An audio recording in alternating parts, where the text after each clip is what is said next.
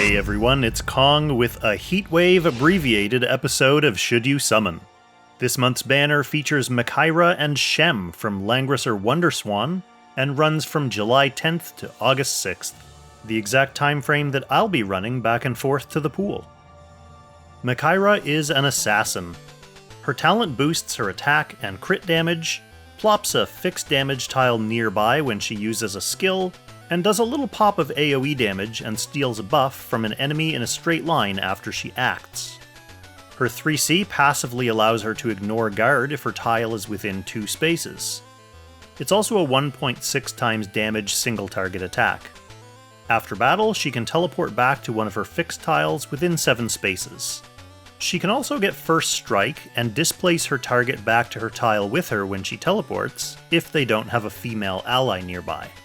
Unsurprisingly, given her tile-based teleportation mechanics, she also has a skill that lets her teleport to one of her tiles and act again.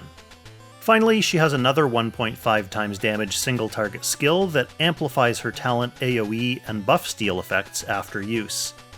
Her other class is Holy, and she does have access to a 1-cost single target healing skill. Might be good to know for people who like running mono-faction teams, but it's not really what she's here for. She's a member of Origins of Light, buffed by Dheart, Juglar, and Freya, Meteor Strike, buffed by Zerida and Epsilon, and Princess Alliance, buffed by Luna, Shelfaniel, and Christiane. She unlocks the defensive bond for her bannermate Shem, who she also needs for her own defensive bond.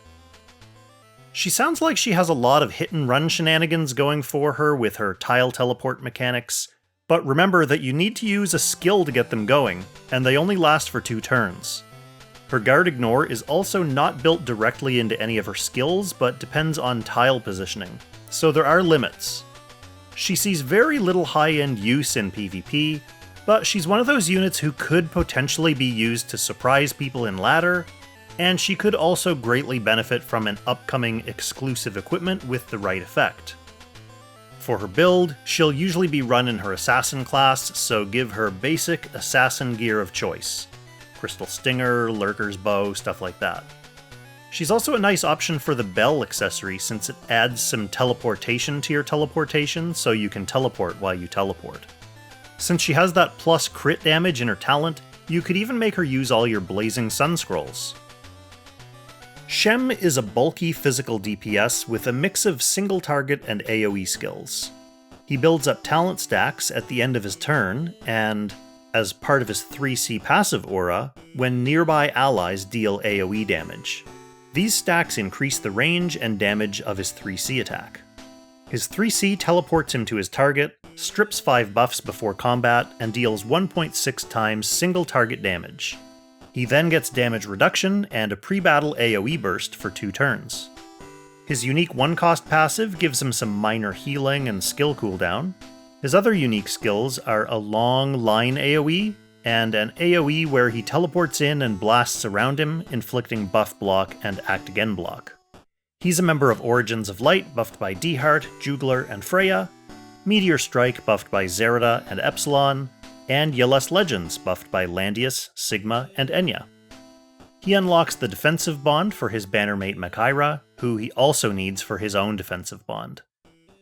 He gets used a lot in Apex Arena as an anti-Dragon Slayer tool, and as a strong threat in his own right.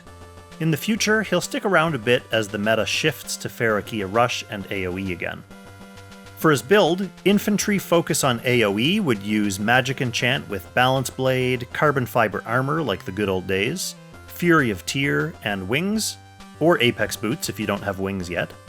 Veterans will likely already have this stuff enchanted for past explosive units like Polyol or maybe Alpha. If you're less interested in big explosions, you could make him bulky with Full Moon and your favorite damage reduction armor. Okay, notes for noobs. Macaera is an interesting dynamic unit, but without a strong specific use case. So she's generally skippable, which translates to summon for waifu purposes, or as an investment in case she improves with future casting and gear options. Shem is, for now, a must-summon for the next couple seasons of PvP. For a beginner PvE-only account, he's pretty much just going to be a flexible, bulky physical DPS, and you do have plenty of options for those, so no need to really break the bank here. Okay, finally, just a quick reminder about upcoming banners, and the main one I talk about is next month's feature, the next LLR hero named, I shit you not, Gaze Succubus. All one word. I'm not even going to ironically complain about how hilarious this is, or that one guy from Reddit might say he doesn't respect me again. Anyway, this is the legendary version of Feraquea, our favorite shape-shifting demon dragon. She'll be on a 40% single unit banner, and she's another top meta-defining pick in Apex Arena, so she'll be a must summon for anyone who wants to compete in PvP. Plan accordingly. Thank you so much for watching, everyone. Extra special thanks to our Langrisser tier channel members, Levitt, Jerome Meyer, Unknown Gaming, Sarah McKnight, and Seraph Keel for supporting the channel. I wish you all the best of luck, and I will catch you in the next Should You Summon.